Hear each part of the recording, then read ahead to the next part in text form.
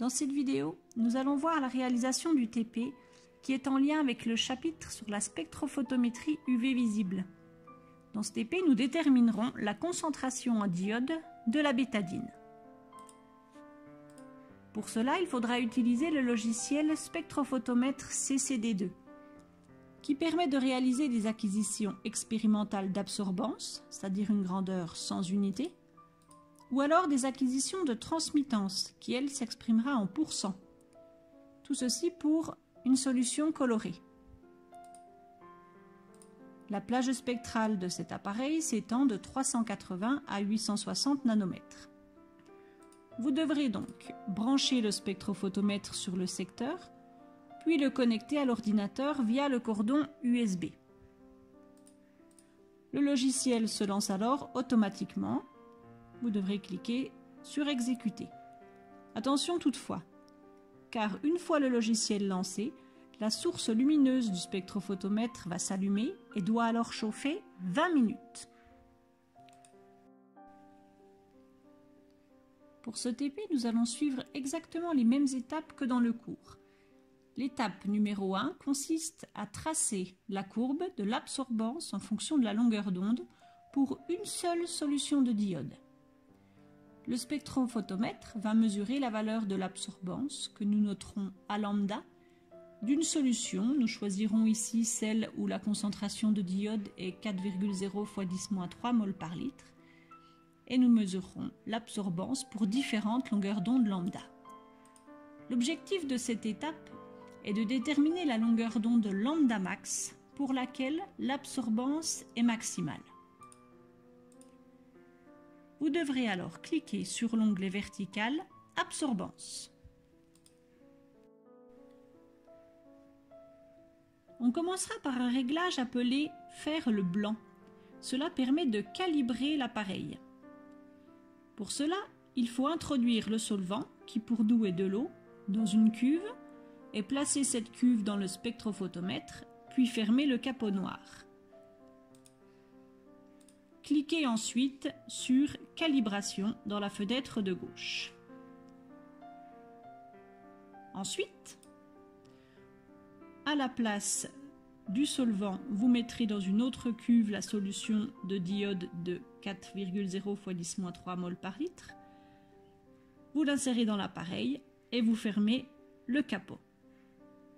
Vous obtenez alors deux courbes, dont l'une représente l'absorbance en fonction de la longueur d'onde, qui apparaît ici en bleu, et l'autre représente la transmittance en fonction de la longueur d'onde.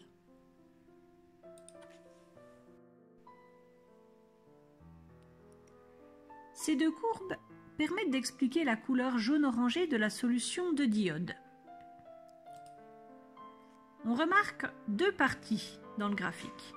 L'une où l'absorbance est non nulle, l'autre où l'absorbance est proche de zéro. Dans la partie de gauche, les longueurs d'onde sont absorbées. On en déduit qu'elles ne sont pas transmises. Au contraire, dans la partie de droite, les longueurs d'onde ne sont pas absorbées, puisque l'absorbance est proche de zéro. Ces longueurs d'onde sont donc transmises par la solution et arrivent donc dans notre œil. Effectivement, on voit que les couleurs jaune, orange, rouge arrivent jusqu'à notre œil, d'où la couleur jaune-orangé de la solution. On peut utiliser également le cercle chromatique et ce que nous avons appris dans le cours. On utilise alors pour cela simplement le graphique de l'absorbance en fonction de la longueur d'onde. On voit que les longueurs d'onde absorbées correspondent aux longueurs d'onde entre 400 et 550 nanomètres, soit du violet bleu.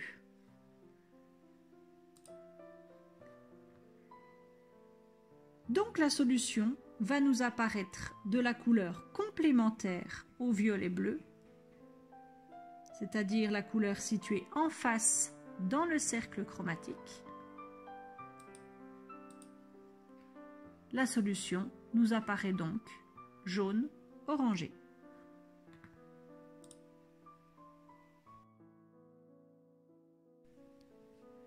N'oublions pas que l'objectif de cette partie était de trouver la longueur d'onde à laquelle l'absorbance est maximale.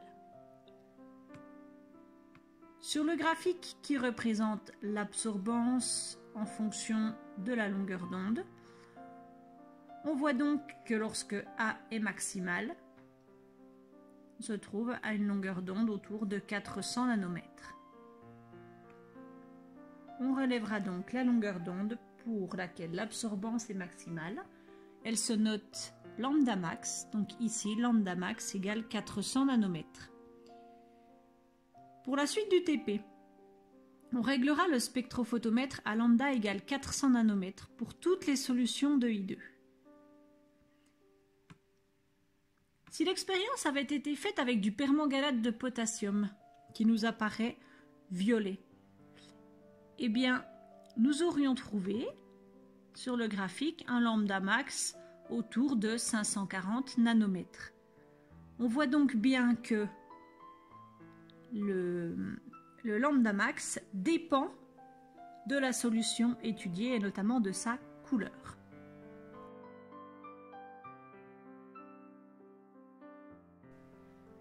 L'étape numéro 2 consiste à tracer la courbe d'étalonnage, c'est-à-dire la courbe qui représente l'absorbance en fonction de la concentration de d'iode I2.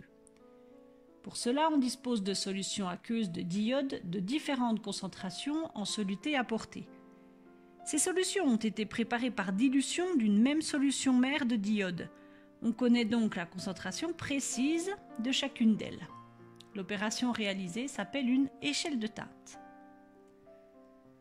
Pour cette étape, on utilisera le logiciel contenu dans l'onglet vertical A égale f de x, qui peut parfois s'appeler l'onglet Beer-Lambert. Il faut d'abord refaire le blanc.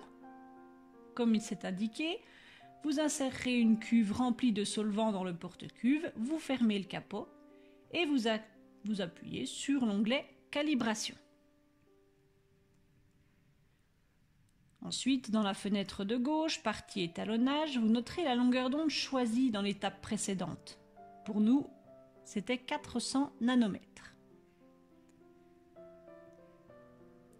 Vous rentrez la grandeur que vous souhaitez voir apparaître en abscisse. Pour nous, c'est la concentration, ainsi que son unité, mol par litre. Évitez d'écrire mol fois litre moins 1 dans ce logiciel.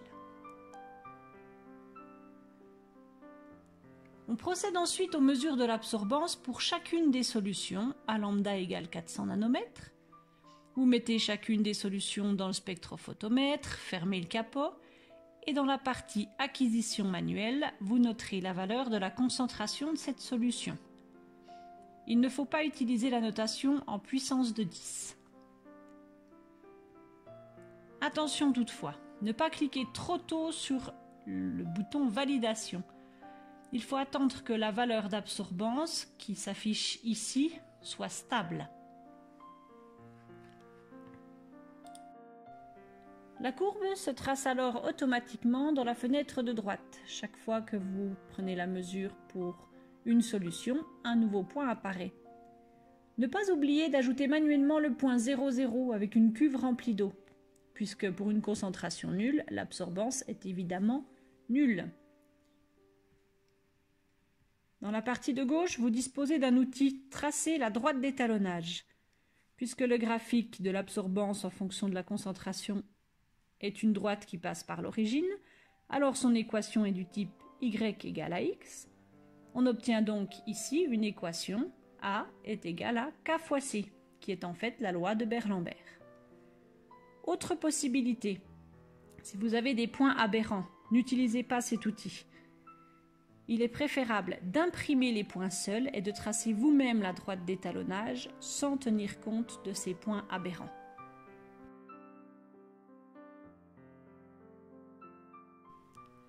L'étape numéro 3 va permettre de déterminer la concentration en d'iode de la bétadine commerciale, ce qui était, il ne faut pas l'oublier, notre objectif.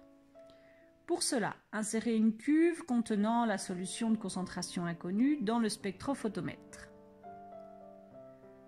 Vous cliquez ensuite sur Mesure et le logiciel vous fournit la valeur de l'absorbance qu'il mesure. avec l'outil pointeur ou coordonnée. Vous allez alors pointer la valeur de l'absorbance donnée, que l'on trouve en ordonnée, et ensuite, grâce à la courbe d'étalonnage, on lit en abscisse la valeur de la concentration C. On lit par exemple ici 3,9 × 10-3 mol par litre. Attention, si votre solution avait été diluée, pensez à multiplier par le facteur de dilution. Dans notre TP, la bétadine commerciale avait été diluée 100 fois. Sa concentration est donc C' est égale à 100 fois la concentration donnée par la droite d'étalonnage. On trouve donc C' est égal à 3,9 × 10-1 mol par litre. Si une valeur théorique vous est fournie, vous pouvez calculer l'écart relatif avec cette valeur. Cette formule est à connaître et on multiplie par 100 le résultat afin d'obtenir une valeur en pourcents. N'oubliez pas que pour réduire les incertitudes, il est préférable de prendre toutes les valeurs de concentration de l'ensemble des groupes.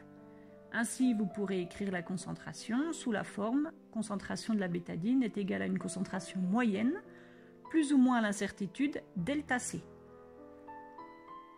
Dans notre cas, nous sommes dans le cas où les mesures multiples auraient été réalisées dans des conditions similaires. Delta C va se calculer en faisant 2 fois l'écart type divisé par racine de n. Cette formule n'est pas à connaître, elle vous est donnée dans la fiche méthode.